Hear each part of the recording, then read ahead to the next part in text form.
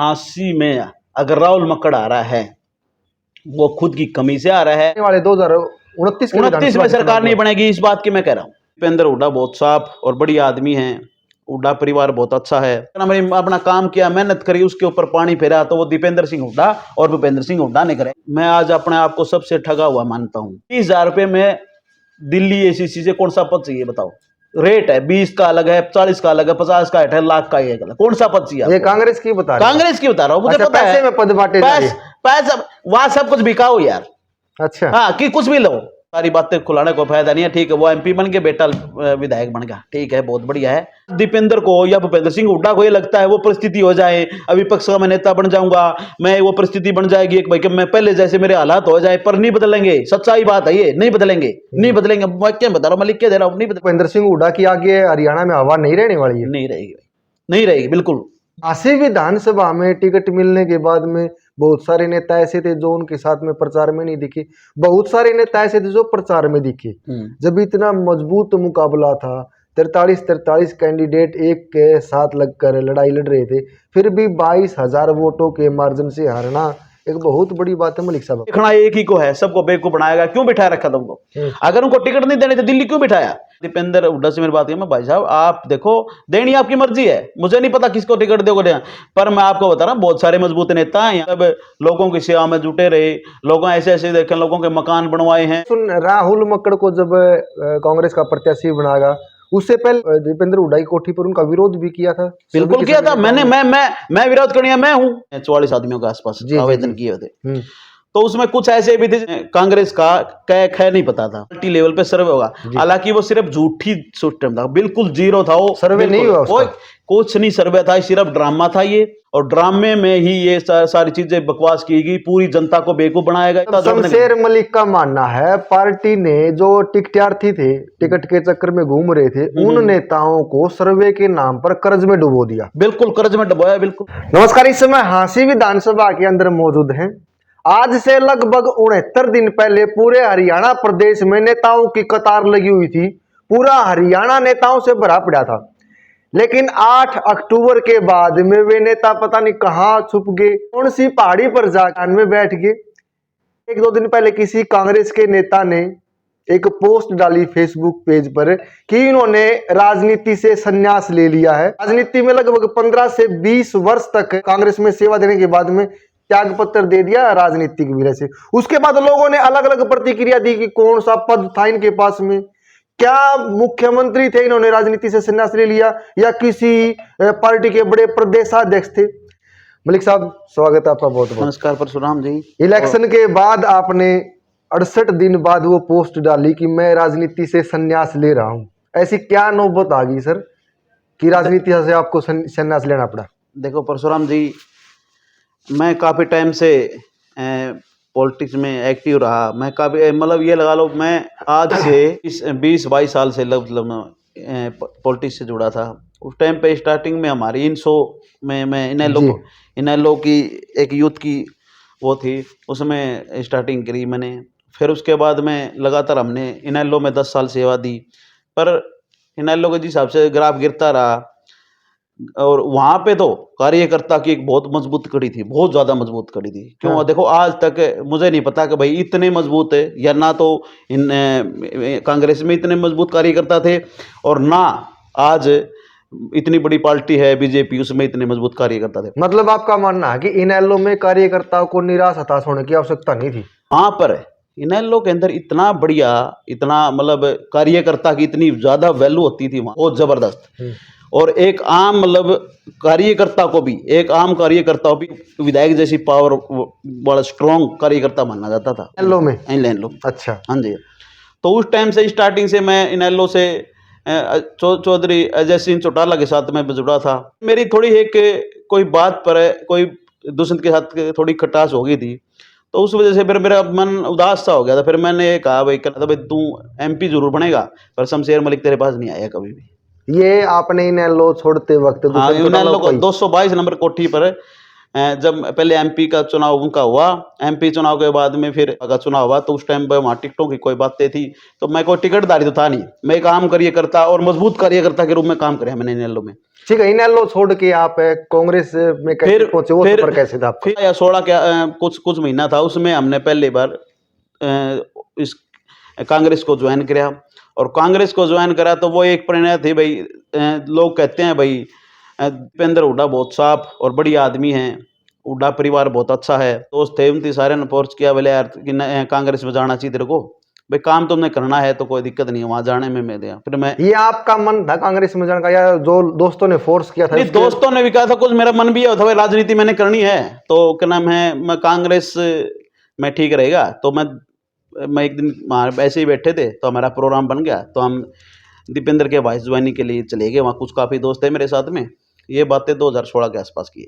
ठीक है। उसके बाद जब फर्स्ट टाइम पे हम दीपेंद्र से मिले, वहाँ बहुत अच्छा उनकी हमारे साथ बर्ताव किया, आपको स्वागत, आपका भाई हो और लंबा तरह काम करना है, तो हमने वहाँ फिर पलटी ज्वाइन। मुझे आज भी एक बात याद है दीपेंद्र की, दीपेंद्र ने कहा था शमशेर भाई मैं तेरे साथ खड़ा हूँ, और क्या नाम, आज देखो हमारी सरकार नहीं है, फिर भी किसी काम के लिए मैं आपके लिए जब भी कहोगे तो मैं आपके लिए हाजिर रहूंगा। ये बात है जब आपने कांग्रेस ज्वाइन की थी, 2016 की बात है। हाँ ठीक है। फिर लगातार, फिर उसके बाद में हमें लगातार सेवा, हमने सुबह शाम दिन रात कुछ नहीं देखा, लगातार हमने कांग्रेस के प्रति मतलब अपना जो भी सेवा थी या कोई भी मतलब मैं जहाँ जहाँ जाना पड़ा, जहाँ जहाँ हमारी ड्यूटी लगी वहां पे हम खड़े उतरे। इसलिए सरकार नहीं बनी, 2019 में नहीं बनी सरकार भाई, फिर वो हम पिछड़ गए उस बात में। फिर भी चलो कोई बात नहीं, ये चीज़ें चलती रहती हैं भाई, राजनीति है, इसमें धूप छांव चलती रहती हैं। फिर हमने फिर मेहनत करी, पर अब की जो 2024 की हार हुई कांग्रेस की, उससे बड़ी हताश हुई।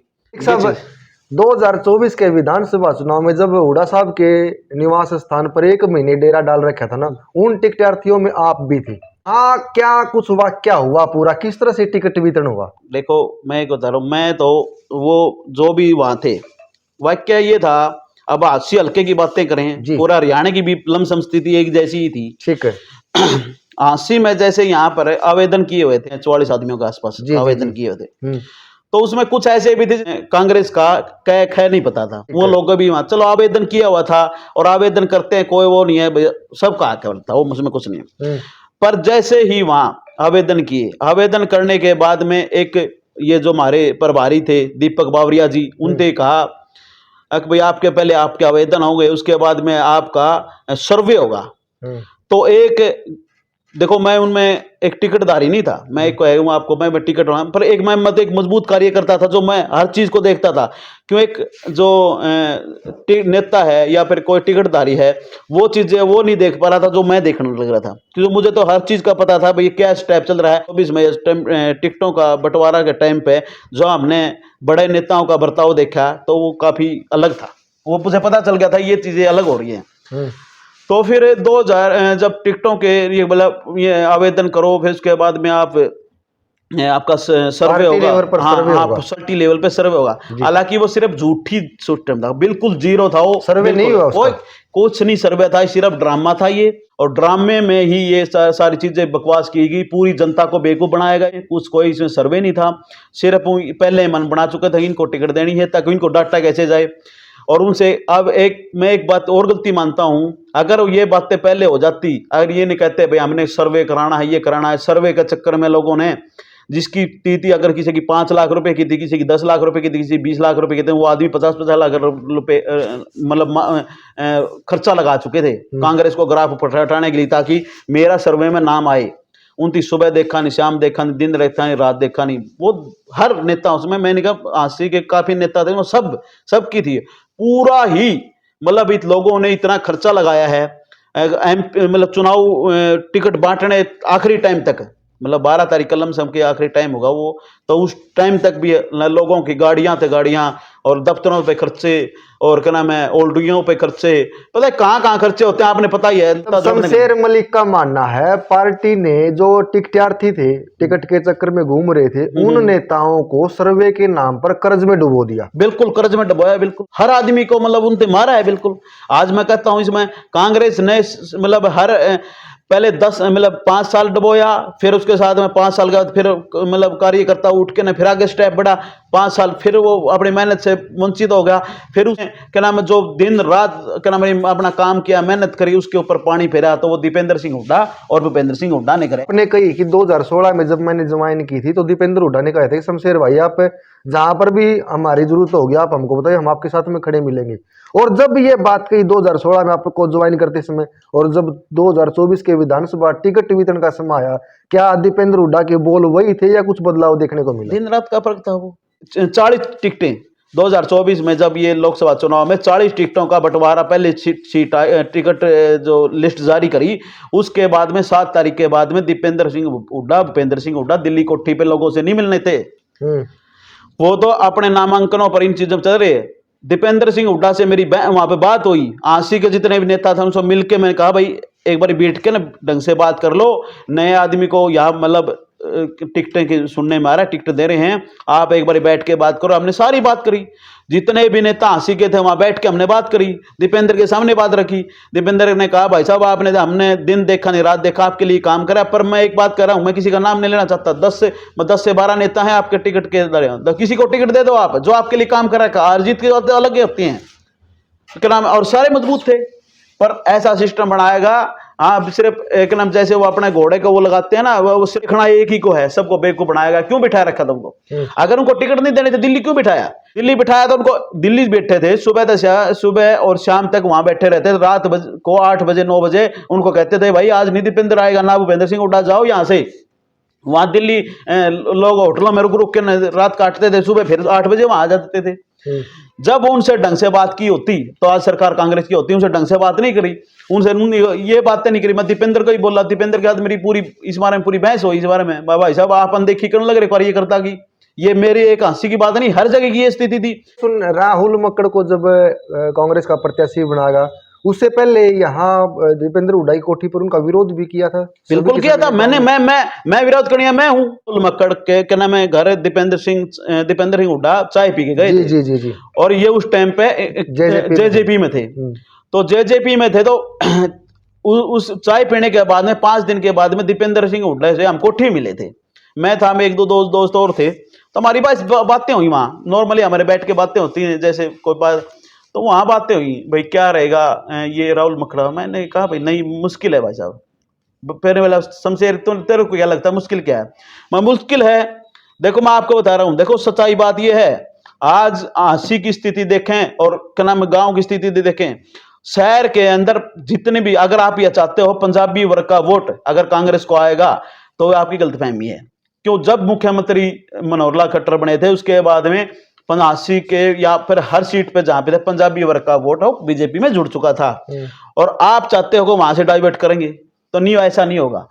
18,000 वोट हैं वो आज भी बीजेपी के साथ हैं, कल भी बीजेपी के साथ ही रहेंगे। राहुल मक्कड़ से हमारी ये मतलब इस बारे में दीपेंद्र हुड्डा से मेरी बात है, मैं भाई साहब आप देखो देनी आपकी मर्जी है, मुझे नहीं पता किसको टिकट दोगे, पर मैं आपको बता रहा हूँ बहुत सारे मजबूत नेता हैं यहाँ, बहुत हैं जिसने क्या नाम है अपने घर में मतलब लोगों की सेवा में जुटे रहे, लोगों ऐसे ऐसे देखे, लोगों के मकान बनवाए हैं, लोगों की दिन रात सेवा करी है, हर जगह क्या नाम है कमेटी तक भी लड़ाइयाँ लड़ते हैं, हर जगह जहाँ कहते हैं वहाँ क्या नाम आम आदमी के लिए लड़े खड़े रहते हैं।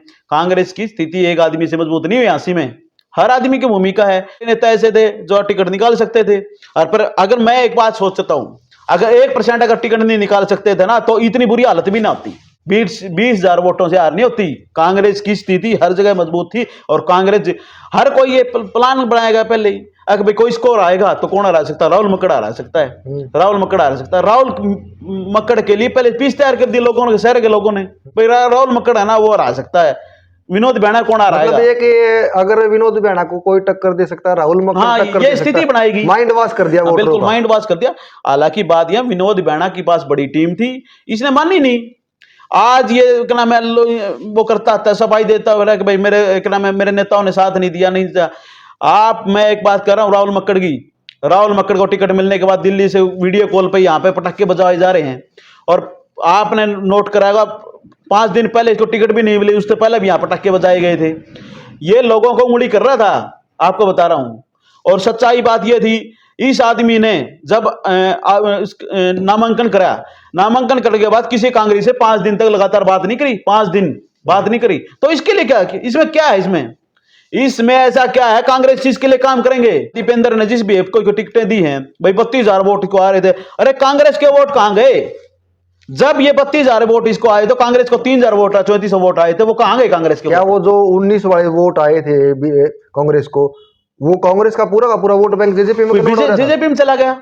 जेजेपी में बात पता क्या, राहुल मक्कड़ और बयाने की टक्कर थी उस टाइम पे, और बीजेपी का विरोध था और जेजेपी का ग्राफ उठा हुआ था। तो जेजेपी का लोग कांग्रेस में कुछ है ही नहीं, क्यों नया चेहरे को ऐसे टिकट दे दी और उसका कोई ग्राउंड पे कुछ था ही नहीं। तो देता भाई इसको कहेगा भाई राहुल मक्कड़ है, ठीक है। इसकी बातों से मोटा अनुमान आ गया, अगर राहुल मक्कड़ को 2024 के विधानसभा में टिकट मिली है तो 2-3 बात है जो लोगों का माइंड वॉश किया गया, 2-3 बात ऊपर रखी गई। जैसे 2019 के विधानसभा चुनाव में इसको 33,000 वोट मिले, वो वोट तो राहुल मक्कड़ के हैं ही है, और इसमें कांग्रेस पार्टी का जो वोट होगा। हाँ। दूसरी बात है बोली कि भाई अगर कोई विरोध में टक्कर दे सकता है तो राहुल मक्कड़ ही टक्कर दे सकता है, वो सीट निकाल सकता है। हाँ। इन बातों को आगे रखकर राहुल मक्कड़ को टिकट दी गई। हाँ, इन बातों को आगे टिकट दी गई। राहुल मक्कड़ अपने आप को मानता है, राहुल ऐसा कुछ भी नहीं है। राहुल के पीछे शहर के लोग नहीं है, मैं लिख के दे रहा हूं, नहीं है, आगे भी नहीं है। अच्छा, इस पर दीपेंद्र को नहीं मानना इसमें। दीपेंद्र ने सिर्फ देखा तो इसी की तरफ देखा, सारा को देखा। ठीक है, इतना लहर पूरे हरियाणा में चल रही थी कि भाई कोई जीतो कोई हारो, लेकिन चीफ मिनिस्टर तो हुड्डा साहब बनेंगे, सरकार कांग्रेस की आओगी। इसमें सबसे बड़ी भूल कहां पर हुई है और सबसे बड़ा खामियाजा किस व्यक्ति को हुआ? 60-70 सीटों तक आने की उम्मीद थी 100%, और ये चूक कहां हुई है? चूक सिर्फ लोगों की अनदेखी की वजह से हुआ है। साहब की सबसे बड़ी गलती ये हुई, जो हमारे आम जो मतलब जिसको टिकट दी उसके बाद में जो नेता थे उनको ढंग से बात नहीं कही, उनको बिठाया नहीं गया, वो चुनाव लड़े। और जहां पे कांग्रेस की हार हुई है ना, वह कहीं 10,000 वोट ले, कहीं 12,000 वोट है। आप बात सुनो, अब जगबीर मलिक जी थे, जगबीर मलिक जी को क्या नाम है, गुहाना में हारने वाला हरचिकारा और एक दिया है, वो है 13-14,000 वोट हरचिकारा लेगा, 8,000 दिया लेगा, और जगबीर मलिक 10,000 वोटों से हार गए। ये बजेंद्र सिंह है, देखो ये पता नहीं किस वजह से कि कैसी दुश्मनी पाले फिर रहे हैं, मुझे समझ नहीं आ रही है बात। 32 वोटों से ये सीट खो दी हमने। और गोगड़िया है वो उड्डे का खास आदमी है, उसने क्या नाम है 32,000 कितने वोट लेगा? किसकी खराबी करी है? किसकी सरकार नहीं बनी? कांग्रेस की नहीं बनी। बुआनी खेड़े के अंदर भूपेंद्र सिंह हुड्डा ने या फिर दीपेंद्र ने टिकट नहीं दी, या प्रियंका गांधी ने प्रदीप नरवाल को टिकट दी। चलो कोई परिस्थिति हो सकती है भाई, उस नेता की भाई इतनी ऊपर से टिकट आई है, नहीं मना हो सकती, कोई बात नहीं। अरे उनसे ढंग से तो बात कर लो ना। तो सतबीर रतेरा से ढंग से बात करी, मेरे सामने ही बात है। सतबीर रतेरा ने कहा भाई साहब मैं जाके चुनाव लड़ूंगा और इसको हराऊंगा मैं, मेरे सामने बात कही उसने, पर इनसे ढंग से बात नहीं करी उस आदमी से। रामकिशन फौजी से उससे ढंग से बात इसने नहीं करी। अगर ये बात करती है भाई सरकार बनानी है, तुम्हारे मान सम्मान में कोई कमी नहीं रहेगी, तुम्हारी विधायक जैसी पावर चलेगी, कोई बात नहीं। हमारी अभी क्या नाम है ऊपर से टिकट आई है, उसके लिए हमने उनको ढंग से, ये 10-10, 15,000 वोट खराब कर दिए इसने। मतलब हुड्डा साहब मैनेजमेंट नहीं कर पाए, बिल्कुल ही नहीं कर पाए। और मैं आपको बता रहा हूं ये चोट पता क्या है, अब की जो राजनीति में ये जो चोट लगी है, ये चोट कभी ऊपर नहीं पाएगी। सच्चाई बात है। दीपेंद्र को या भूपेंद्र सिंह हुड्डा को ये लगता है वो परिस्थिति हो जाए, अभी विपक्ष का मैं नेता बन जाऊंगा, मैं वो परिस्थिति बन जाएगी एक भाई कि मैं पहले जैसे मेरे हालात हो जाए, पर नहीं बदलेंगे। सच्चाई बात है, ये नहीं बदलेंगे, नहीं बदलेंगे। मैं क्या बता रहा हूं, मैं लिख के दे रहा हूं, नहीं बदलेंगे। भूपेंद्र सिंह हुड्डा की आगे हरियाणा में हवा नहीं रहने वाली है, नहीं रहेगी, नहीं रहेगी बिल्कुल। हुड्डा साहब ने तो खुद की सोनीपत के में सीट खोए बैठे 5, खुद की कमी यही है। इनको तो ये लग रहा था भाई 45 सीटों तक 47 सीटों तक आए, बस उससे आगे मतलब इनती होकर सारी जगह खोया है। काशी विधानसभा में टिकट मिलने के बाद में बहुत सारे नेता ऐसे थे जो उनके साथ में प्रचार में नहीं दिखे, बहुत सारे नेता ऐसे थे जो प्रचार में दिखे। जब इतना मजबूत मुकाबला था, 43 कैंडिडेट एक के साथ लगकर लड़ाई लड़ रहे थे, फिर भी 22,000 वोटों के मार्जिन से हारना एक बहुत बड़ी बात है। मलिक साहब इसको टिकट मिली राहुल मक्कड़ को, उस दिन से कांग्रेस से ढंग से बात नहीं करी। कांग्रेस के जितने भी नेता थे यहाँ, मैंने इससे बात करी। मैं आज भी मेरा नंबर मैं दिखा देता हूँ इनको, मैंने पूरी लिस्ट दी थी, मैंने पूरी लिस्ट इस आदमी को दी थी मैंने। माँ यार ये 15 आदमी इनसे ढंग से एक बार बैठ के बात कर ले तू, अगर तूने चुनाव लड़ना। तो इस पर अहंकार इतना था। मैंने मेरा तेरे पास कांग्रेस ये एक भी नहीं है, कार्यकर्ता भी नहीं है, ना नेता तेरे पास पीछे जेजेपी के लोग खड़े हैं, देखना पसंद नहीं करते, आप उनको लेके साथ में घूम रहे हो।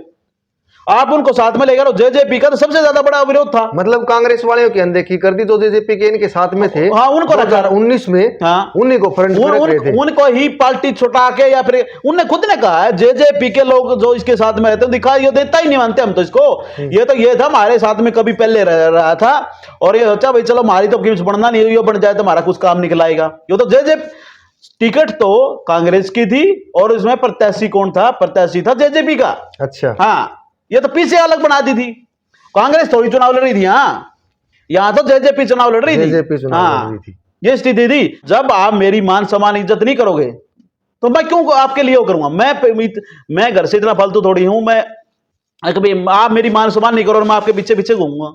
80 में अगर राहुल मक्कड़ आ रहा है, वो खुद की कमी से आ रहा है।